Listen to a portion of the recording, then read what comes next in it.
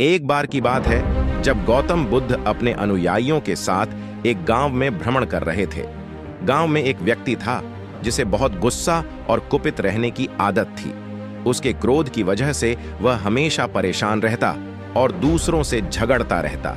एक दिन उस व्यक्ति ने बुद्ध को देखा और उसे देखकर उसकी क्रोध भरी भावना और भी बढ़ गई। उसने बुद्ध से कहा, तुम्हारा ज्ञान और शांति दिखाने का नाटक मुझे पसंद नहीं है।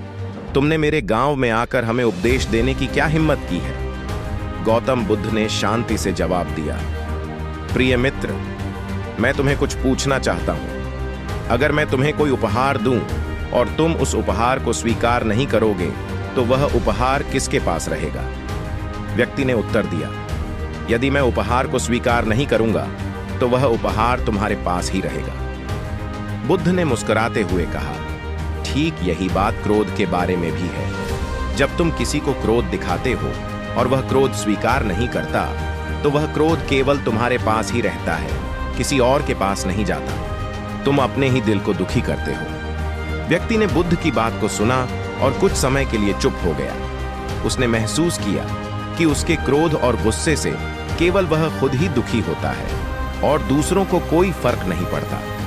बुद्ध ने फिर व्यक्ति को यह समझाया कि आंतरिक शांति पाने के लिए उसे अपने क्रोध और नकारात्मक भावनाओं को त्यागना होगा। बुद्ध ने उसे सिखाया कि प्रेम, सहानुभूति और समझदारी से ही वह सच्ची शांति और खुशहाली प्राप्त कर सकता है। वह व्यक्ति बुद्ध की बातों से प्रभावित हुआ और धीरे धीरे उसने अपने जीवन में परिवर्तन लाना शुरू किया। उसने क्रोध की जगह धैर्य और प्रेम को अपनाया। गांव वाले भी उसके बदलाव को देखकर चकित रह गए और उन्होंने उसकी सराहना की। इस तरह बुद्ध की उपदेशों ने उस व्यक्ति के जीवन को बदल दिया और उसे सच्चे शांति और सुख का अनुभव कराया। इस कहानी से हमें यह सीखने को मिलता है कि क्रोध और नकारात्मक भावनाएं केवल हमें ही नुकसान पहुंचाती हैं।